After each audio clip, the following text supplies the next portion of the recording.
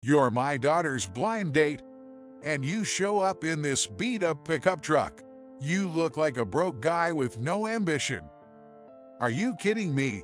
You have no business being here. I'm the CEO of Attractive. Get out. I was supposed to have a blind date, but suddenly got yelled at by her father and, for some reason, had my character insulted. I recall hearing about Attractive somewhere. However, after that, my dad, who showed up in the Cadillac, said, "In that case, cancel the contract worth $1 billion," and the would-be her father was utterly devastated. My name is Jason Smith. I was raised in a single-parent household from a young age. I was informed by my father when I was in elementary school. My mom passed away from an illness before I could remember her.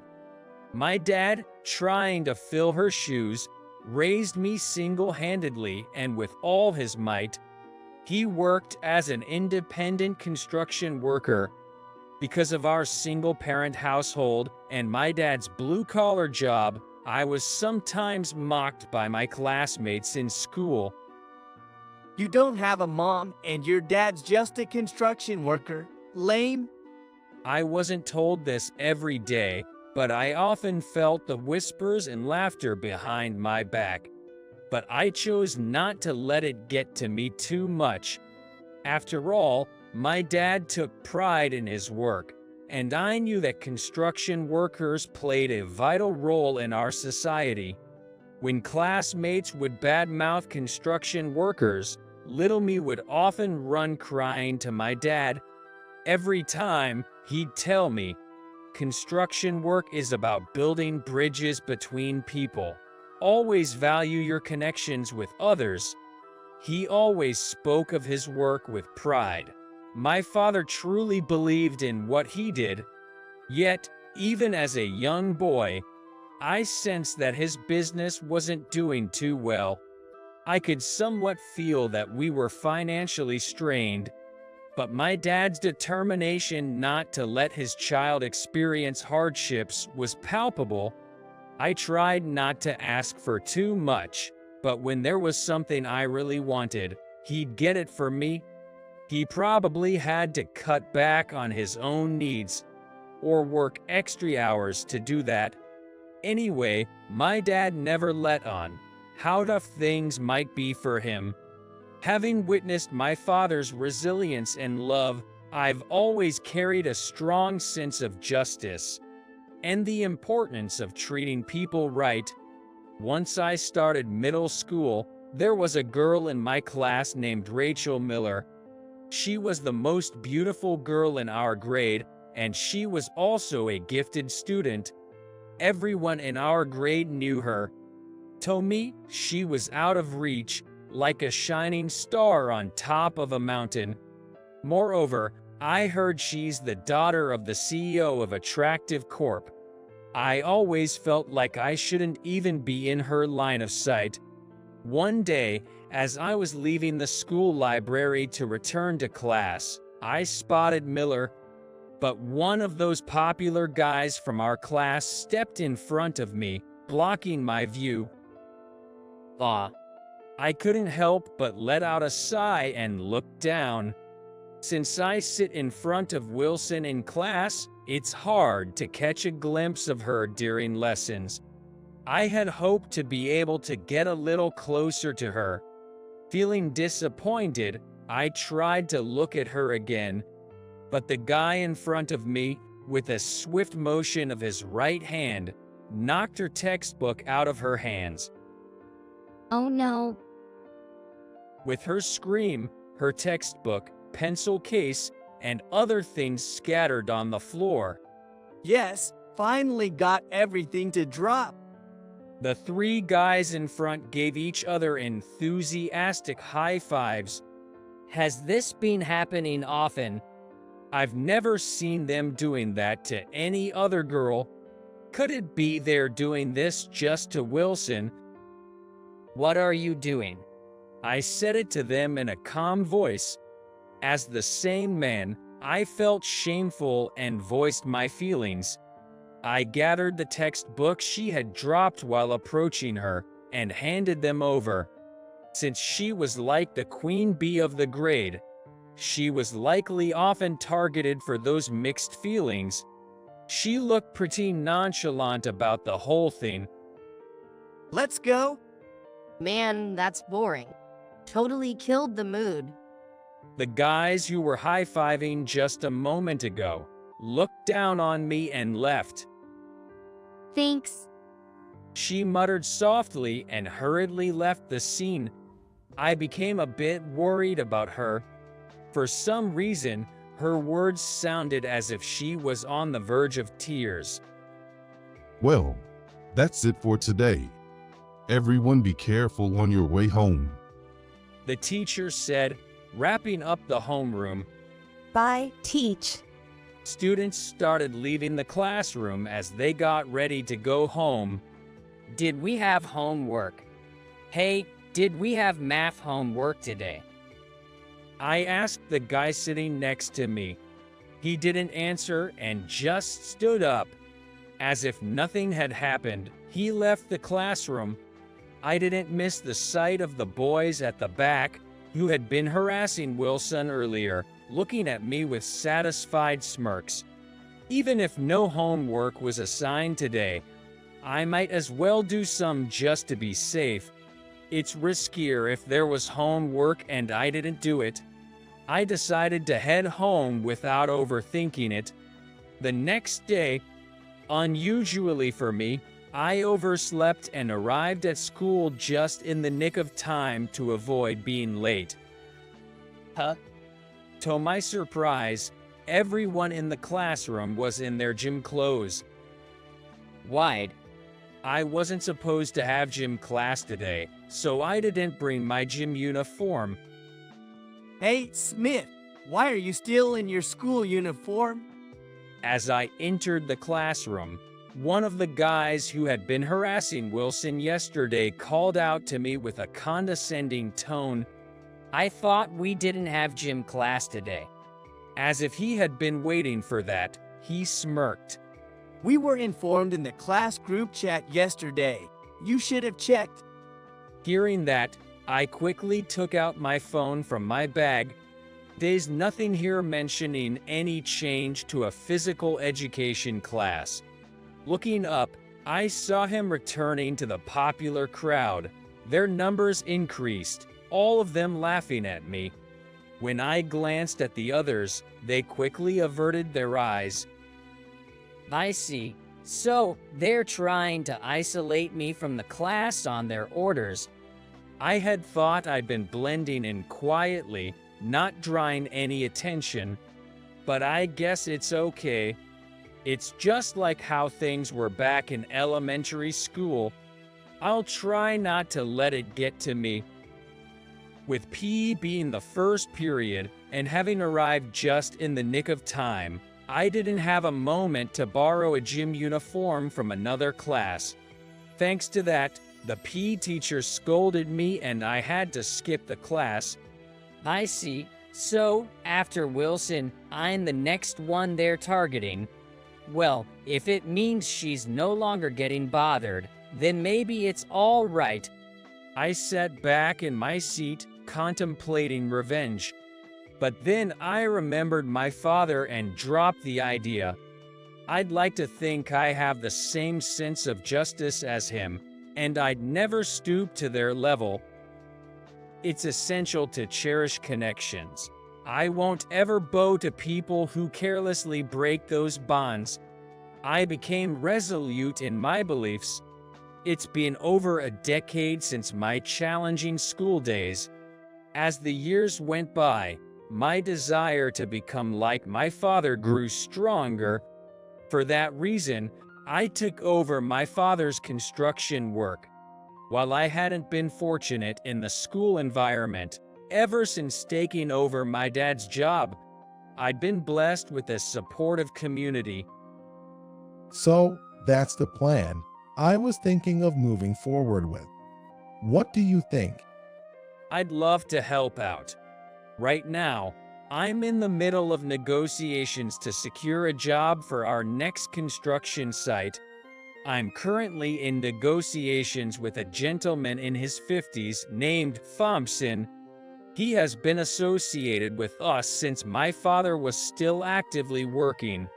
When I told Thompson that I was taking over my father's business, he was genuinely happy for me. Despite my limited experience, he always took the time to mentor me. There were even times when he treated me like I was his own son. We can wrap up the work talk for now. He paused for a moment. I wondered what was up, but then Thompson changed his demeanor. There's something I'd like you to consider. Thompson has a solemn look on his face as he gazes at me. Is he entrusting me with some important matter? In a brief moment, I prepared myself to accept whatever came my way. What can I help you with? Please let me know anything you need. Anxiously, I tried to read Thompson's expression. It's not about work at all. You know, you are almost 30 and quite the catch. How about a blind date? Caught off guard by the unexpected proposal, I was at a loss for words. A blind date? I'd never had much luck with relationships before. Suddenly being suggested a blind date, I wasn't sure if it would work out.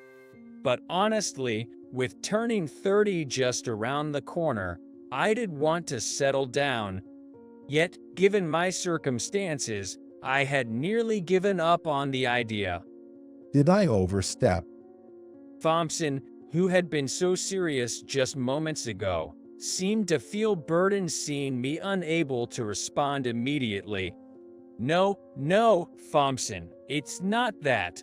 It's just that I've never had such an opportunity before. So I was caught off guard. If you think it's a good idea, please go ahead with it. It was an unexpected opportunity, so I gladly accepted. My father never mentioned it, but I bet he's hoping for me to start a family soon. Oh, that's great. As for who you'll be meeting, I'd like it to be a surprise on the day. In stark contrast to his earlier demeanor, Thompson seemed quite excited now. You're not giving me any info about her. I wanted to prepare myself mentally before meeting. That's right. Knowing you, if I told you about her, you'd spend all your time thinking about her until the day of the meeting. Probably trying to put on a facade. I think she should see the genuine you. What's he thinking? So, I won't know her name or even see her face until the day. Well, if Thompson vouches for her this much, maybe it's better she sees the real me. Maybe that'll work out better. Understood. Please continue with the blind date arrangements. I appreciate it. I mentioned to my dad that Thompson had brought up the idea of a blind date. That sounds promising. Oh, it's this Saturday. Even though he was excited about the blind date, he seemed concerned. I'm sorry, Jason. I have a big business deal on Saturday morning.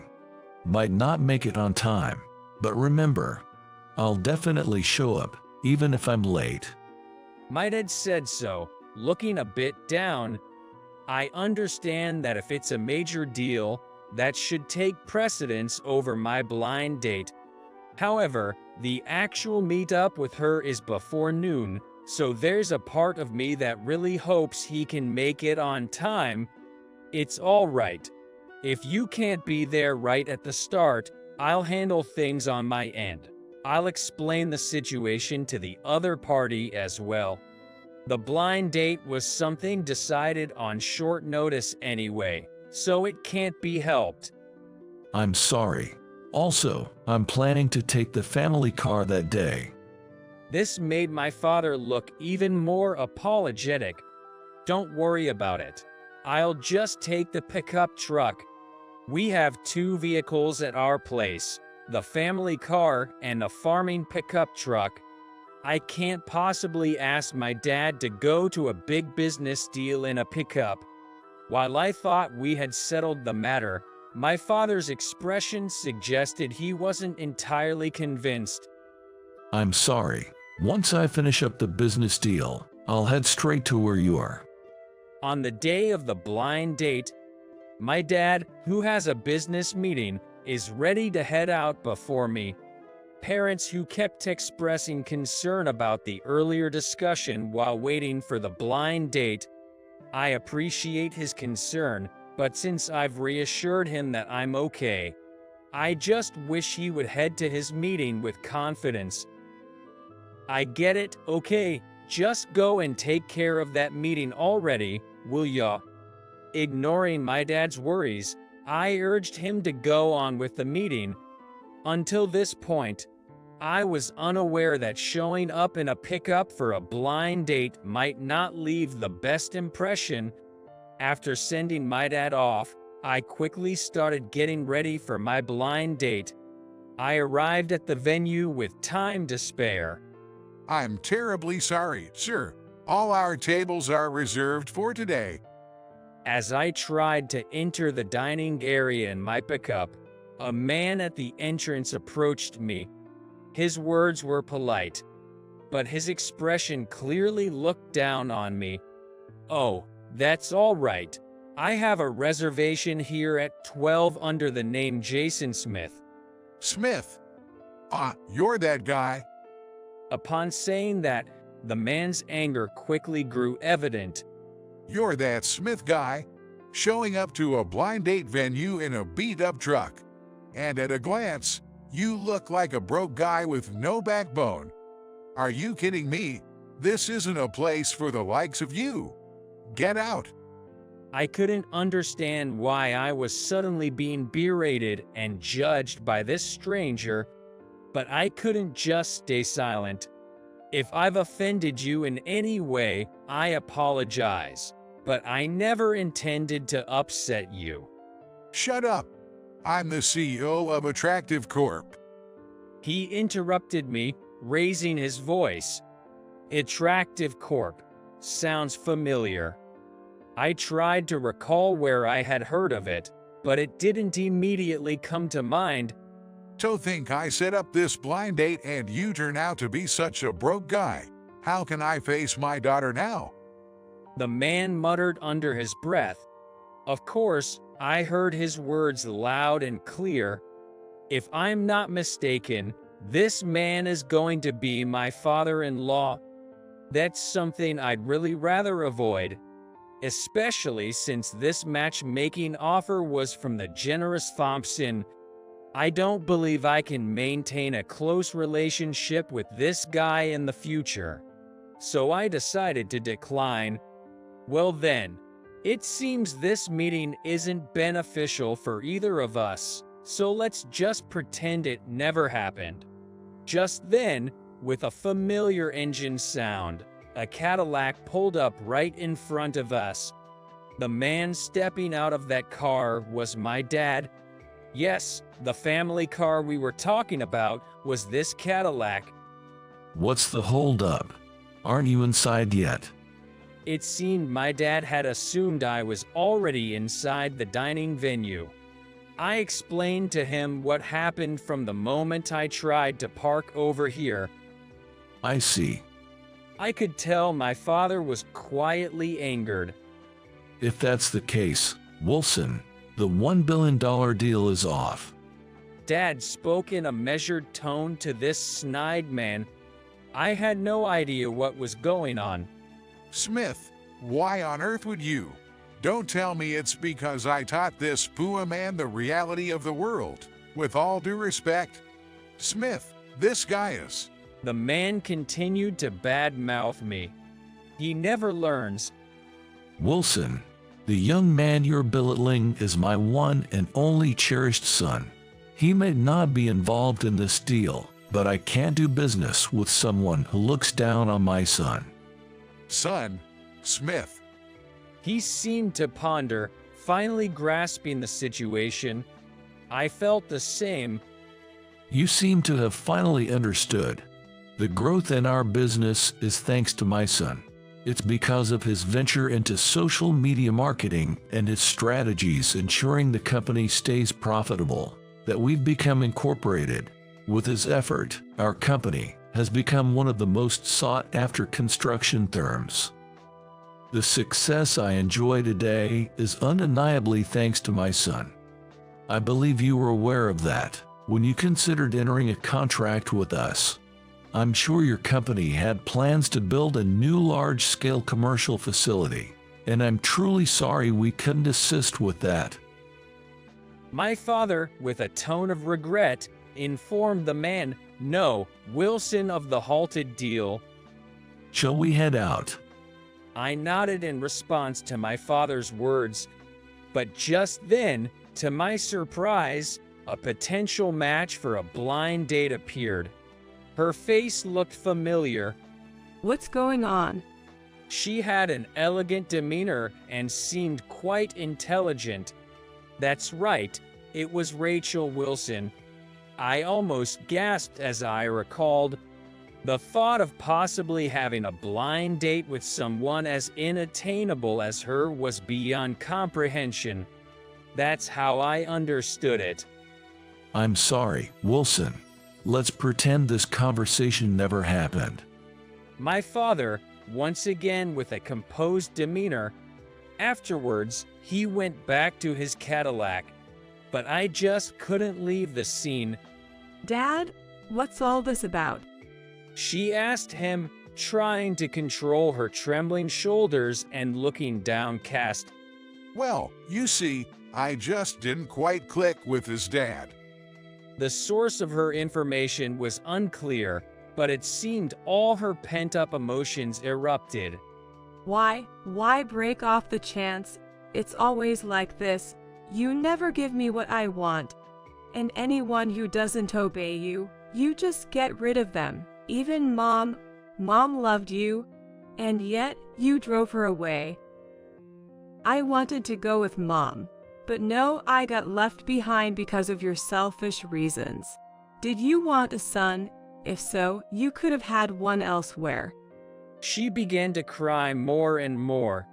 Her father looked bewildered, perhaps hearing his daughter's true feelings for the first time. Hey, Rachel, not here. Here, you care more about your image than your daughter's feelings. And yet, you always say get married, but you look down on everyone you introduce me to. Do you even want me to get married? I've turned down proposals, but I finally found someone I want to marry. Just when I thought I could get married, this happens. Do I have to marry someone with a fancy title? Don't my feelings matter to you? I doubt there's anyone who'd meet your high standards. Rachel seemed to have more to say, but sensing it was futile, she said, "Forget it," and stopped talking to her father. I felt guilty for eavesdropping on a family matter that had nothing to do with me. For a brief moment, she glanced at me.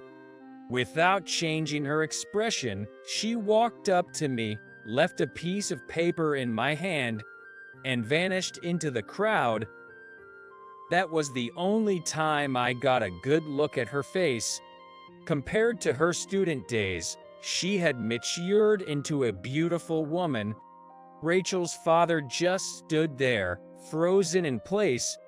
I went back to my pickup truck and looked at the paper she had given me. Looking inside, there was contact information along with the words, "Call me." She probably had a feeling that this matchmaking arrangement wouldn't work out either. I contacted her that same day and arranged to meet up with Rachel later on. Sorry, was it okay for you to be just with us? Unlike last time, I met Rachel in casual clothes. She had also made a decent effort to dress up. I'm fine. I'm sorry. I really embarrassed myself last time. Seated in a private booth at a cafe, We took advantage of the privacy and spoke without fear of being overheard. I should apologize, too. Just sitting there and not doing anything. She looked at me, her eyes saying it wasn't a big deal. I wasn't sure if I should talk to you about it. But since you know now, I'll tell you. What I said to my dad that time, it really hurt. Even in my school days, I was secretly referred to as the CEO's daughter in class. I was kept at a distance. My dad used to say it was pointless making friends in school. After all, I wouldn't associate with them in the future. So he told me not to make friends. Listening to the continuation of her story made me feel even more sorry. Why is she telling me all this? We weren't particularly close during our school days. You might not have made many friends, but you were popular, weren't you? So, at those words from me, she gave a visibly irritated look. Maybe I hit a sore spot. Hesitatingly, I started to speak. Just because I was the CEO's daughter didn't mean things came easy for me. In school plays, I was always cast in the leading role, and during school fairs, I was made to dress up as a maid. Growing up, wherever I went, people only noticed my title or how I looked. I really hated that. Her face fell into a sad expression again. I never realized she faced such struggles during our school days. The fact she was always smiling was her trying to put on a brave face, I guess. I might be realizing it a bit too late, though. My father, he'd always say, "You're the daughter of the CEO of Big Corp." He was a strict man. I often felt like I was living just to meet his expectations. There were times I felt like life didn't matter at all. She seemed more open to sharing these feelings now. But I get where she's coming from. I really do. You don't have to put on such a brave face. It's been tough for you, hasn't it? Both during childhood and even now. I've had my fair share of behind-the-scenes comments, so I get how you feel. If you want to cry, just let it out, even in front of others. If you don't lighten that load even a little, some things become hard to get over later on. As I said this, tears she'd been desperately holding back came pouring out. Truth be told, I'm not really sure how to handle situations like this. You've held on so well. With those words, all I could do was gently pat her on the shoulder. But, you know. With a trembling voice, she continued. Back in middle school, there were several times when some boys would knock my things over. At first, it was just flicking away my pencil case. But I guess that got boring for them, because it escalated. The first time they knocked everything out of my hands. That's the moment you saw. That time. It's awkward to think our common connection is mostly just that. Makes it hard to find much else to talk about. Running out of topics sure can be awkward. I've been harassed by them a few times and other people have seen it. But everyone just looked the other way, except for you. You confronted them for me and even picked up my textbooks. That meant the world to me. It was such a small gesture, but I fell for you right then and there. What? Caught off guard by her unexpected words, I found myself leaning in closer to her face. With my hand resting on her shoulder, our faces ended up being uncomfortably close. Despite the palpable tension, I instinctively pulled back. Oh, I'm sorry. My hand, which had been on her shoulder, was now on the table in front of me. No, ever since that moment, I've always had feelings for you, Smith. Seeing her tearful yet smiling face, My heart involuntarily skipped a beat. I never could have imagined she'd been thinking of me all this time. If you can accept someone like me. Riding that momentum, I confessed my feelings to her. The arranged date might not have gone as planned, but we decided to start a relationship right there and then. Rachel had been distant from her father for a while, but it seems like he finally had an epiphany after seeing his daughter's true feelings, her tears, and taking some time to cool off. From then on, he began to listen to his daughter and started valuing his employees more, showing a change of heart that reached my father's ears, and as a result, the terminated deal took a turn for a reunion, leading to a transaction of $1 billion. Afterwards, we happily tied the knot and built a joyful family together. No matter one's title, I can't work with someone who doesn't value those around them. However, it's not easy for the individual to realize this. We aim to make them notice by speaking up and showing through our actions, striving for better collaboration,